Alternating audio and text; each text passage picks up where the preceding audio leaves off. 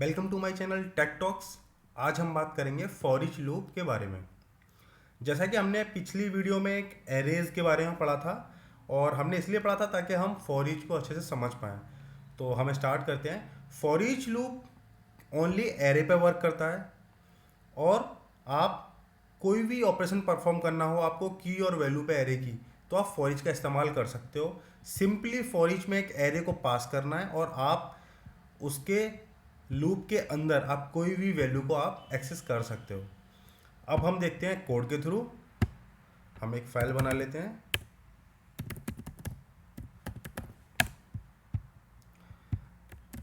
हम PHP start करेंगे अब।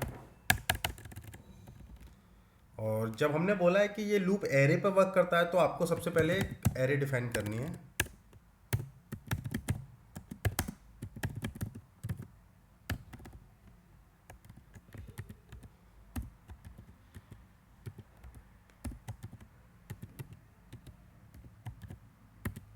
हमने 4 वैल्यूज यहाँ डिफाइन कर लिए हैं। ये 400 भी हो सकते हैं, 4000 भी हो सकते हैं, तो हमने अभी सिंपली 4 वैल्यूज को डिफाइन किया हुआ है। और हम अपना फॉर ईच का सिंटैक्स लिखते हैं। फॉर ईच में सबसे पहले आपको एरे को पास करना है और हम बात करेंगे यहाँ पे वैल्यू। इसका मतलब ये है कि जो आपने फॉर ईच में जो आपने एरे पास करी है, उस एरे में वो सारे एलिमेंट हैं, बट जो वैल्यू है, जो आपने वैल्यू लिखा है, इस वैल्यू में एक टाइम पे आपको सिर्फ एक इंडेक्स मिलेगा। हम और अच्छे से समझने के लिए इसे प्रिंट कराते हैं अभी।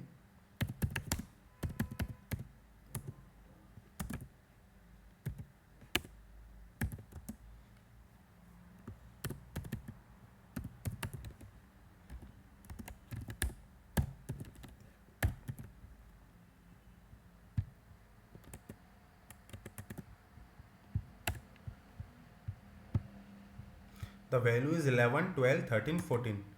मतलब हमारे एलिमेंट्स जो थे, हमने वो 4 एलिमेंट्स लिए हुए थे इसके अंदर और हमें वैल्यू इसकी प्रिंट करा दी हमने। तो मतलब हमें इसमें, और फॉर लूप में अगर आप देखेंगे तो वहाँ पे क्या होता था, हम पहले वैल्यू को इनिशियलाइज करते थे, फिर हम उसका एक काउंट निकालते थे। काउंट क्योंकि वो आपका जो लूप है ना, वो उस कंडीशन से सेटिस्फाई हो तब तक वो लूप चले। और फिर हम एक लिमिट लगाते थे कि इतना एंड होना चाहिए, स्टार्टिंग कंडीशन होनी चाहिए। But as a web developer आपको इस लूप का सबसे ज़्यादा इस्तेमाल पड़ेगा, क्योंकि इसमें क्या होगा कि आपके पास जो डेटा होंगे वो एपीआईज वगैरह से फैच होंगे या फिर डेटाबेस से आप फैच करोगे, तो वो आपको एक एरे में मिले होंगे। और एरे से आप जब लूप लगाओगे तो आप अच्छे से उसे यूज़ कर पाओगे और प्रिंट कर पाओगे। मोस्टली आप, मुझे लगता है, ये यूज़ करोगे। तो आप, मैं इसे और अच्छे से अभी एक्सप्लेन करता हूँ। जैसे कि ये आपने वैल्यूज़ को प्रिंट करा लिया यहाँ। अब मैं बात करता हूँ कि यहाँ पे अगर आपको की को प्रिंट कराना हो, जैसे ये तो आपकी वैल्यू के बारे में बात हो गई। अब जैसे मैं बात करता हूँ तो अगर आपको की का प्रिंट कराना है तो आप क्या लिखना है, यहाँ पे की लिखना है। इस तरीके से जब आप की लिखोगे तो मैं यहाँ पे प्रिंट करता हूँ।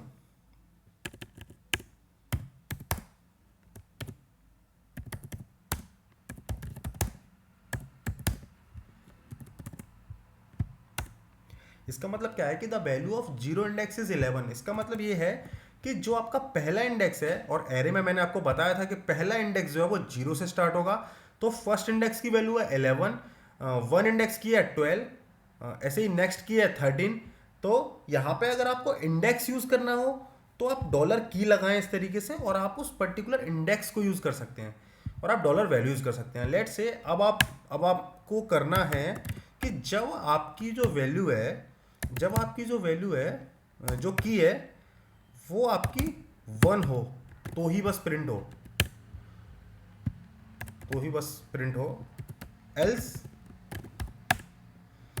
इको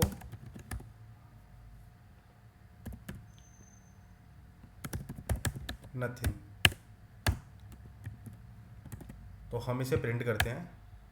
हम यहाँ पे बी आर लगाएंगे क्योंकि वो फिर कॉन्केट हो जाएंगे स्ट्रिंग्स आपस में, तो सही से दिखेगा नहीं हुआ।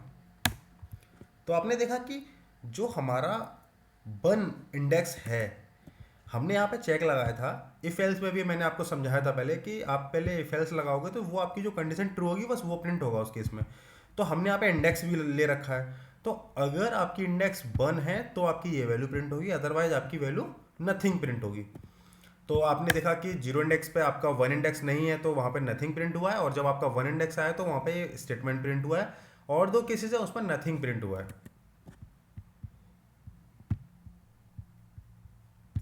तो आप एक और एग्जांपल ले सकते हैं, या फिर लेट से अगर आपको वन के केस में आपको कोई वैल्यू पे भी कोई अगर आपको इम्प्लीमेंट करना है, कुछ भी प्रिंट करना है इस पे, जैसे जैसे मैंने मान लिया यहाँ पे डॉलर वैल्यू प्लस 2,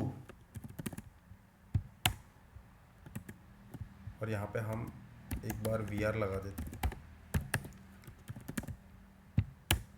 मतलब आपने देखा कि जो मैंने यहाँ पे लिखा 2, इसका मतलब ये है कि जो आपकी पहली इंडेक्स है उसकी जो भी वैल्यू है उसमें आपको +2 करना है। तो मेरी जो पहली इंडेक्स है वो 0 इज़ 11 एंड 1 इज़ 12, तो 12 + 2 इज़ 14।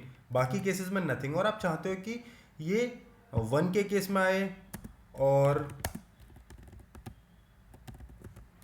और ये आपको वैल्यू प्रिंट करे 2 के केस में भी, 2 के में नहीं, 0 1 2 3 के केस में, 14 और 16, और बाकी दो केसेस में नथिंग। तो आप इसको और अच्छे से यूज़ कर सकते हो, और अगर आपको और कोई भी डाउट होता है तो आप कमेंट्स में लिखें, मैं उसको फिर और अच्छे से एक्सप्लेन करूँगा। Thank you for watching. आप इसको शेयर करें, लाइक करें। मिलते हैं नेक्स्ट वीडियो में।